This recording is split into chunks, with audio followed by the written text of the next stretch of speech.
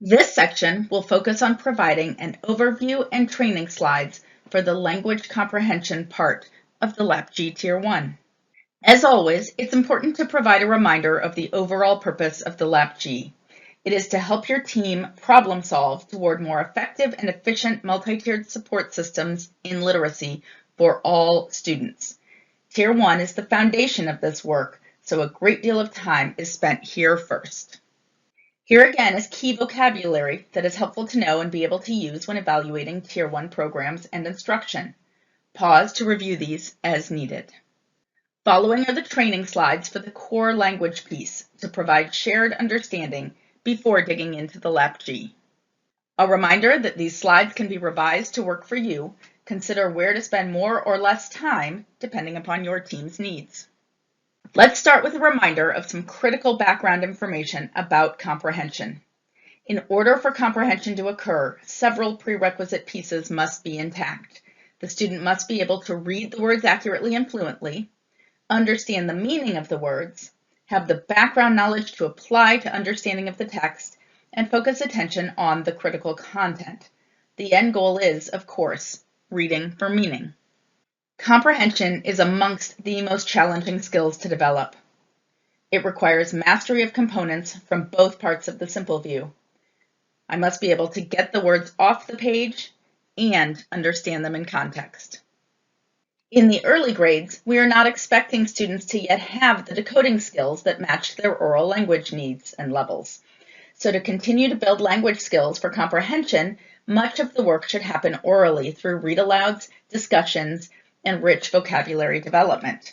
Comprehension requires varied strategies depending on the text, genre, and reader's purpose.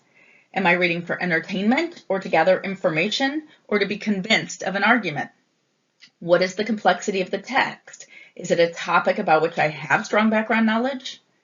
To build comprehension skills, instruction starts at a more superficial level, asking literal questions such as who, what, where, when, and then progressing to deeper level questions of why, inferencing, and synthesizing as examples. We must explicitly teach how to read text with a critical eye. We must explicitly teach comprehension strategies that have been proven to aid comprehension, such as asking and answering questions, identifying main idea and supporting details, self-monitoring.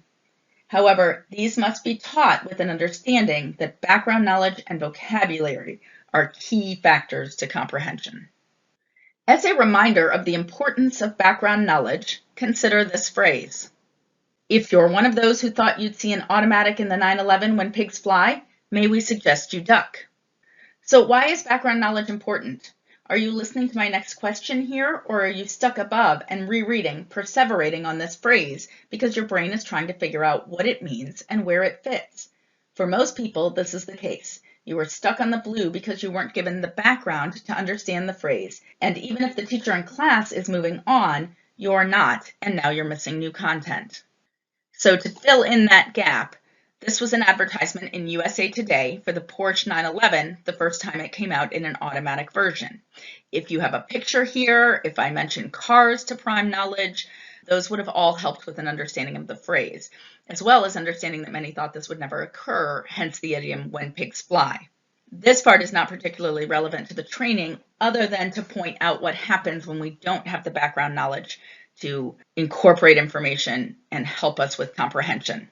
So background knowledge is important for helping us scaffold our understanding, searching through our memory for related information, being able to remember more, and do that more efficiently and effectively.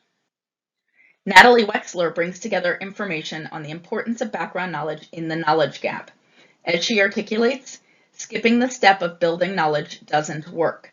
The ability to think critically, like the ability to understand what you read, can't be taught directly and in the abstract.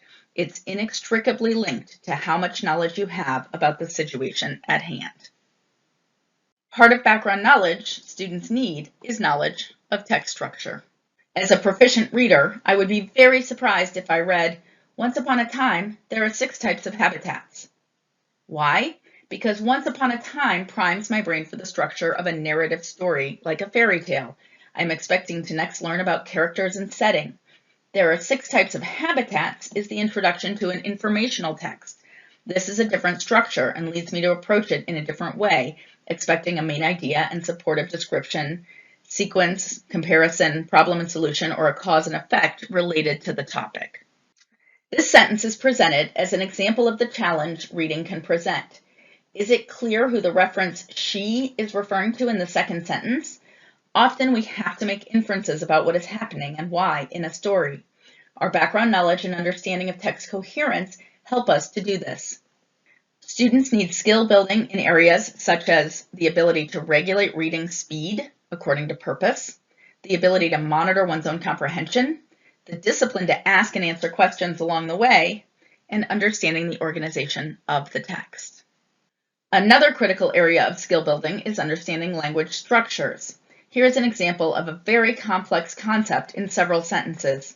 If I ask you what was solid gold, how many times do you need to reread the sentences to figure it out?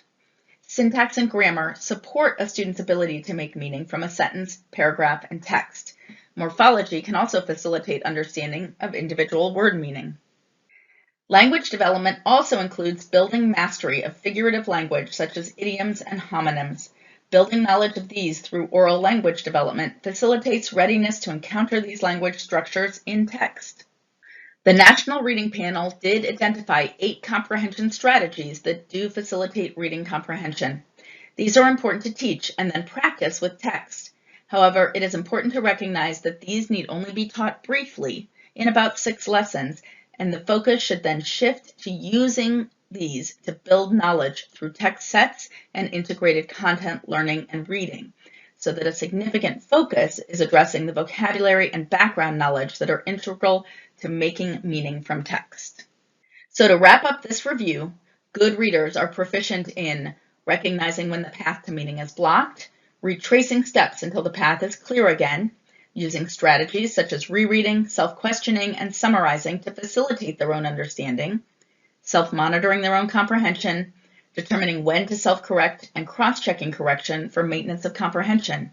This all develops from some explicit instruction and then lots of practice using these strategies in the context of building knowledge, including vocabulary, across many different concepts. Now it is time to dig into your curriculum and begin evaluating the language comprehension section using the LAPG.